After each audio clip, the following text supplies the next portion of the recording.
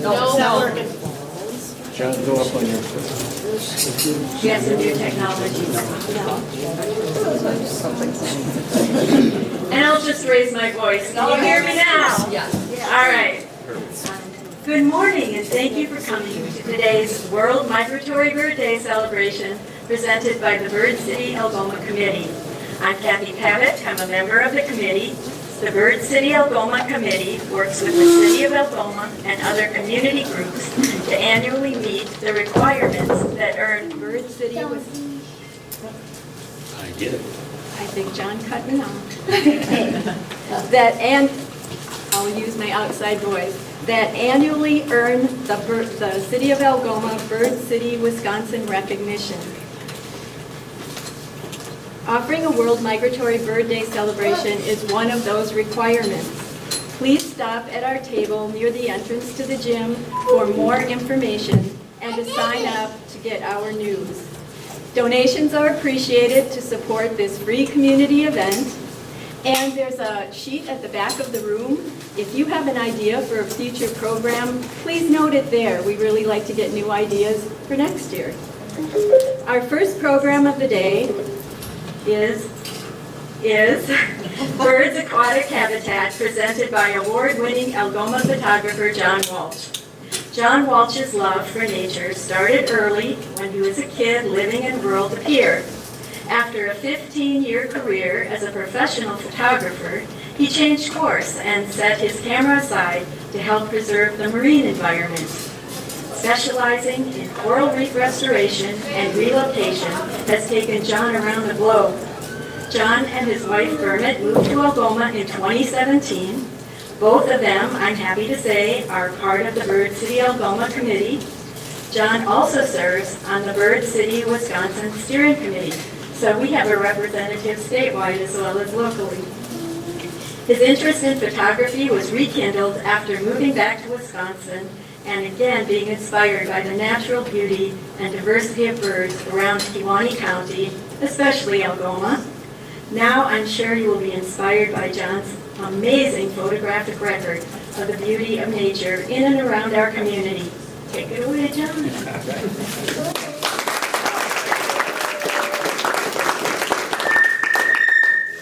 Can't put those two together. No. Let's see. Does that work? Does that work better? Okay, let's do that. Do both. All right, we'll do both. It's been said that a photograph is worth 1,000 words.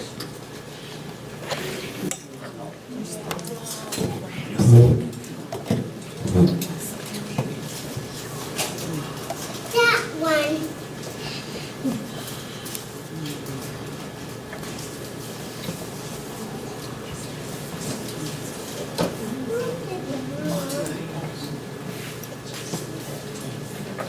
That just saved me 5,000 words.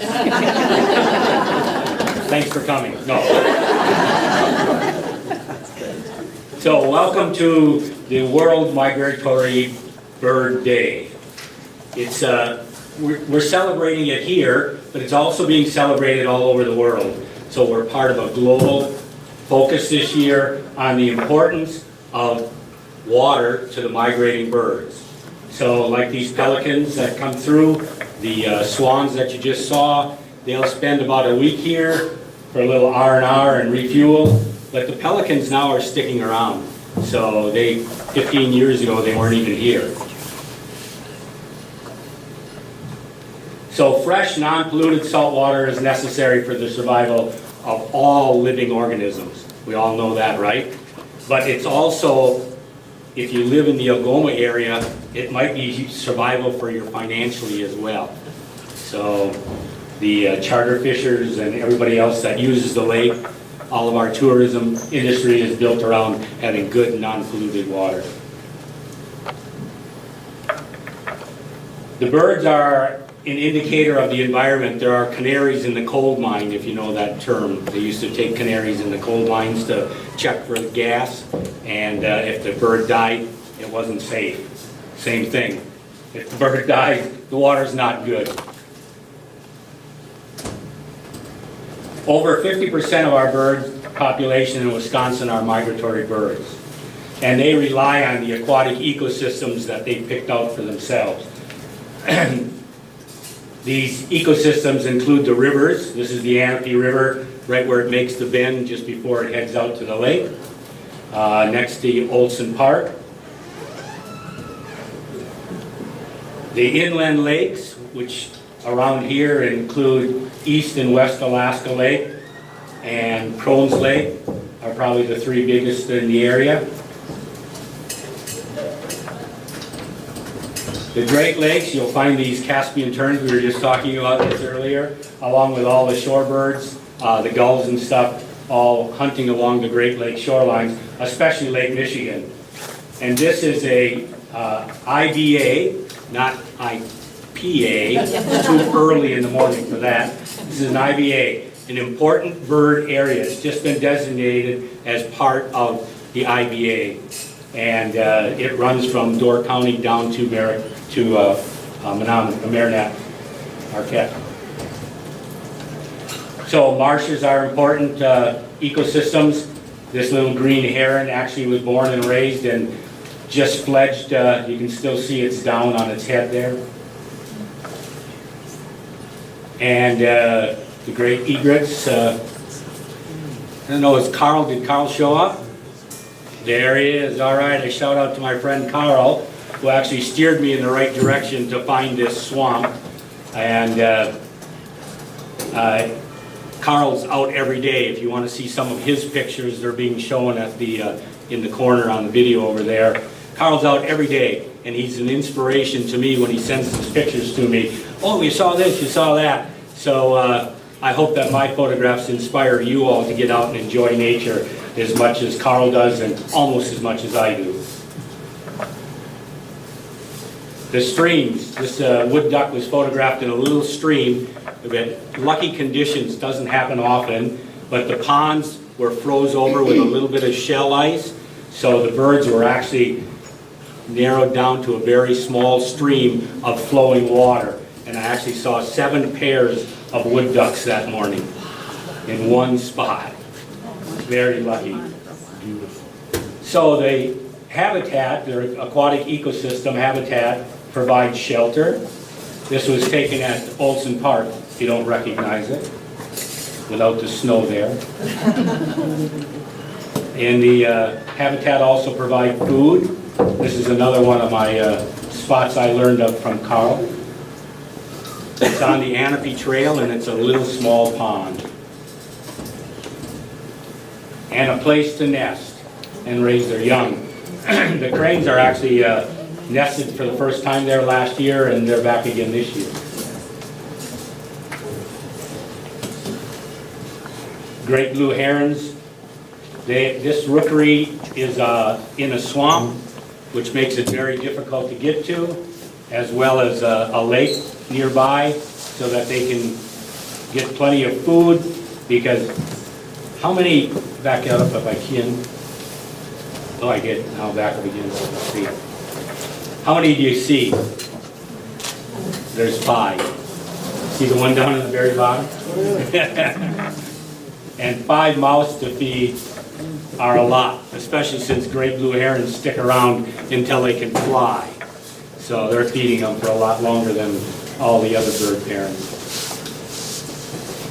Unfortunately, our aquatic ecosystems are becoming threatened with runoff and pollution and habitat being destroyed by draining it because they need the land, subdivisions moving in, things like this. So when you go to Florida for the winter and you leave your house here in Algoma and you come back, you expect it to be here. So do they. So.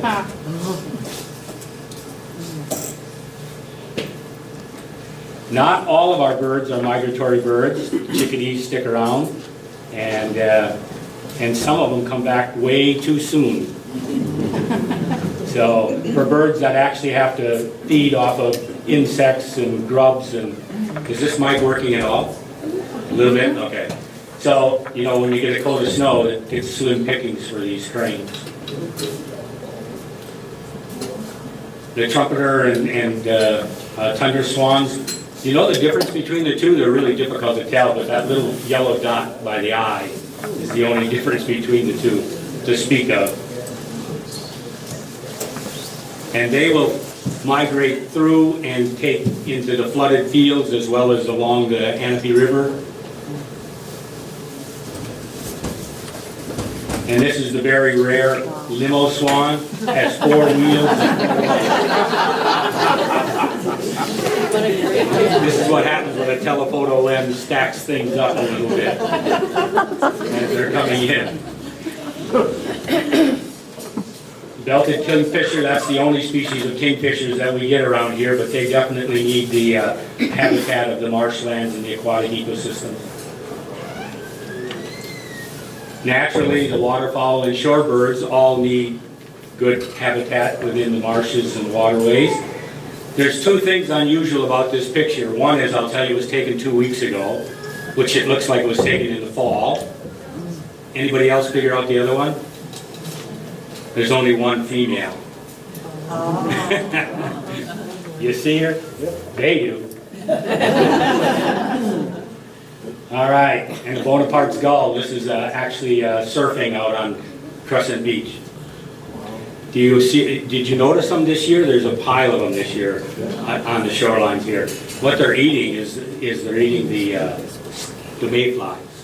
So the more they eat, the less we get. Yeah. So spotted sandpipers. They walk along the shoreline and pick things up, and hopefully it's insects and not cigarette butts and plastic. So we have to be careful about what we throw out. The killdeer, beautiful picture on the red eye complementing the green background, but we shouldn't have that much duckweed, especially on our shoreline. So even though it makes for a good photo. So while I was monitoring the cranes nesting, the incubation period is around 30 days. The first day I saw them, I started counting. When I hit 30 and they hadn't hatched yet, I didn't realize I had spotted them on day 1. But I was there every day, twice a day, for 30 days. And while I was there, I was looking around, seeing what else was around, and sure enough, I spotted this killdeer's nest and monitored them at the same time. She had 4 little chicks. The other ones are tucked up underneath her wings. Is that for me? Okay. So the buckleheads came through this year. Did anybody get to see them? Absolutely great. This guy's showing off to his new girlfriend back there on his ability to walk on water. And it worked. He won her over.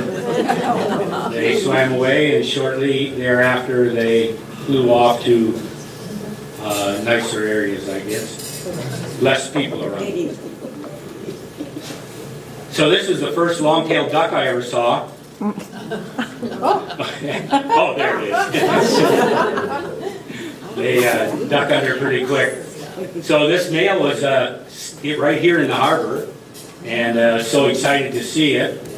And he was swimming around with this female red-breasted merganser. I don't know which one of these two actually think they had the better partner, but or got the better catch. But then this guy showed up and she was gone. That's the male red-breasted merganser. The common mergansers, this is at the flowage in Forestville, and there's that shell ice so that the birds have to stick within that open water, and so when you've got the ice just leaving, really concentrates their area that they get to hunt. And these guys, I think it bit off more than they could chew. Maybe not. Yeah, no, it just swallowed the whole thing. Yeah. Hooded mergansers, one of my favorite. Golden eyes. We get an awful lot of golden eyes around here, and one of the reasons for that is because what he has in his mouth is a mussel, and they dive down and get them off the bottom or off the siding of the piers, and that's what they eat. So mussels are filter feeders. which means our water isn't as clean as it should be because we have a lot of filter feeders, which means we have a lot of filter feeder eaters. Say that. Ring-billed ducks, poorly named, completely wrong. There's a little narrow ring around its neck that you can't see, but it's definitely got rings around its bill. So it should be a ring-bill neck, but I didn't name it. Okay. Blue-winged teal. This is what happens when you photograph during the golden hour. The water reflects the sunset at sunrise or sunset. So that's usually when you'll find me out there. Birds of prey. So if you stick around for the next speaker, we're going to have live birds of prey here. Anyway, they rely on water as well. The osprey, this is the one from Kiwani.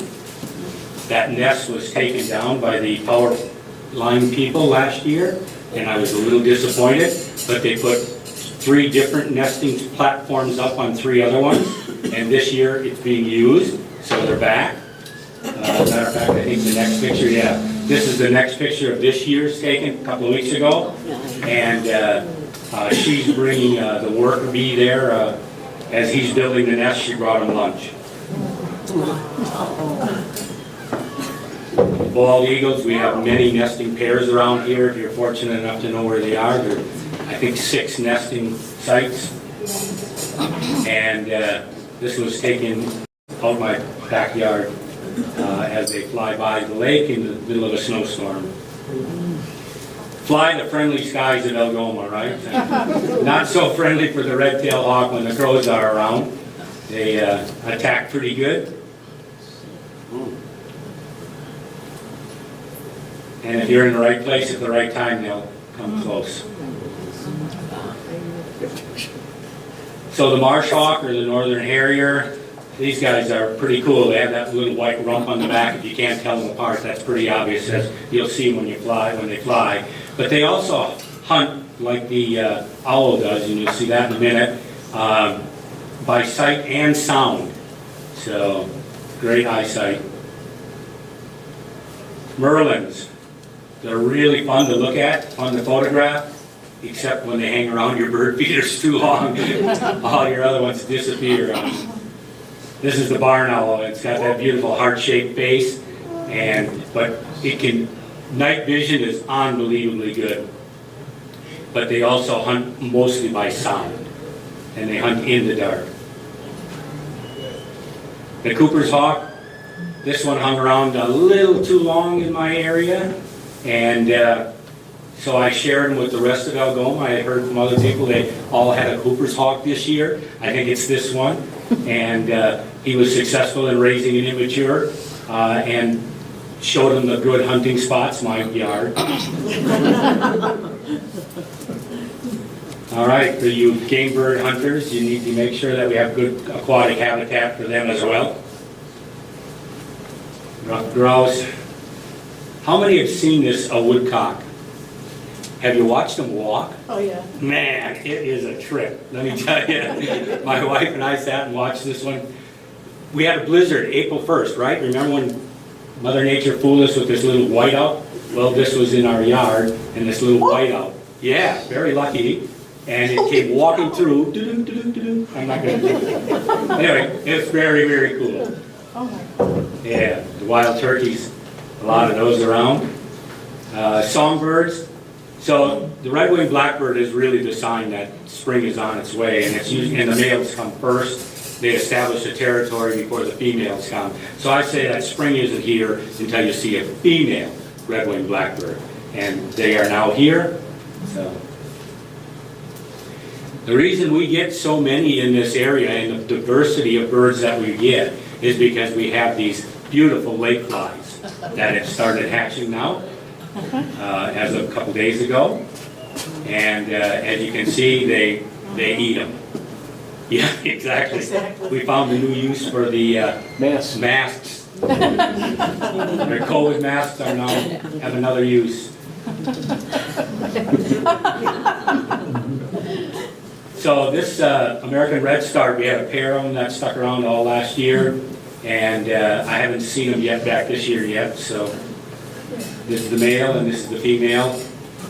they'll eat a ton of mayflies, let me tell you. All the warblers do. So if you don't like mayflies, like birds. The indigo bunting, not much blue in Mother Nature. Indigo buntings and blue jays are about it. So when you see blue, it really stands out. Nashville warbler. The yellow-rumped warblers came through about 3 weeks ago, and we did have a couple of days there where it warmed up. Remember, we had summer, if you missed it. And they were here, but I'm hoping that that was just a test pilot run for them, and they come back, because we've got mayflies for them all warmed up. Common yellow-throat warbler, how many saw one? Not so common. Another name wrong. Not so common. But fortunately, I saw this one, and I don't know if I took the juvenile picture out, but yeah. So when those yellow-rumped warblers came through, we had about 25 of them in one group in one tree. And mixed in with them was this one palm warbler. Ignore your warblers. Least flycatcher. Chestnut-sided warblers, these beautiful birds.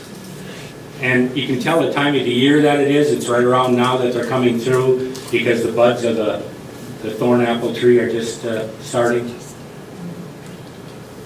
This is one of the numbers are way down on these gold-winged warblers. This is one that the environmentalists are quite concerned about, wondering why the numbers are down on these. So, the ruby-throated hummingbird is the only hummingbird we get. This is the female, and sharing a flower there with the butterfly. Eastern TV. Kingbird. This one's got a perch over the top. It also is by Olson Park. And when you're hanging around waiting for those trains to hatch, you find all the other birds, I guess. Golden crowned kinglet. These, you have to, if you don't have coverings for your windows, these are one birds that kind of hit the windows a lot. You'll find bird strikes, they call it. So you probably want to put things in front of your windows to keep them from, as they're migrating through, bumping into your window and killing themselves. Ruby-crowned kinglet, that little red mark on its forehead, it's like a switchblade. When another male comes by, that thing will stand straight up like a rooster's comb. And they're difficult enough to photograph because they're just hyperactive as heck, way too much caffeine. But when that switchblade goes up and you're not ready, it's back down really quick. So it's really hard to get it, but I'm working on it. The Orioles are on their way, I've heard, according to eBird News. They're in Wisconsin somewhere. Females. So if you were here last year, and I know there's some faces I recognize, we had the discussion about whether birds kiss or not. And last year we had this same pair of cardinals, I believe, that were actually kissing. So this year when they came by, what it is the male is actually feeding the female. And so she is probably ready to go. And as a matter of fact, 2 days after this, they were no longer seen together, but they do come separately. So she's probably sitting on a nest. Robin, everybody photographs robins, I photograph the baby. And the towhee, which is mistaken for robins a lot.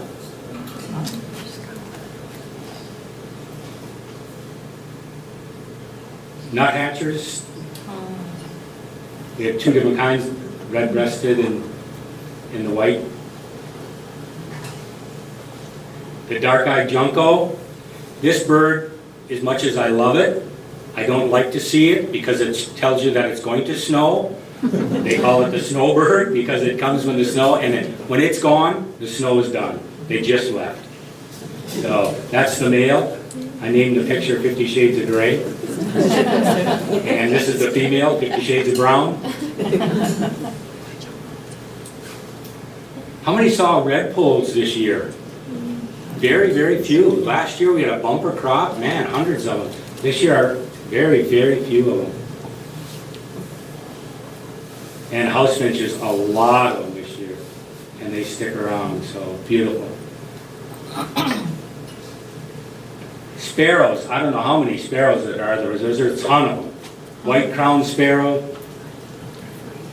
This is the song sparrow. You can usually recognize that sound of the song sparrow. House sparrow. This is one of the early migrators back south. I guess he's got cold blood or something. He heads out early in September, October, they're gone. Chipping sparrow. Fox sparrow, they came through earlier already this year. First time I'd seen those this year. Captain Jack. The white throat didn't like that. Woodpeckers, see the difference between the male and the female? That little red dot on the back of his head. The red-bellied woodpecker, another one that's not really named appropriately because the back of the head is red, but the stomach is barely red, and this is good light. This is probably the reddest I've ever seen it. They're pretty common, and get them on a feeder, but this particular one had a crossed bill. And, I mean, really crossed. So, but it used it like chopsticks, and it hung around, and you know, it's pretty mature, so I'm sure it's doing well. Didn't seem to bother it. Flickers are one of the few woodpeckers you'll actually find down on the ground. So if you want to look for them, they're usually feeding along with the robins. But when they fly, that's how they get their name flicker. That white rump and those yellow wings flash as they fly through the woods. And the pileated woodpecker, one of my absolute favorite and the largest woodpecker in North America. The male has the red chin strap, where the one on the left is the female. And they raised one chick this year. Hello.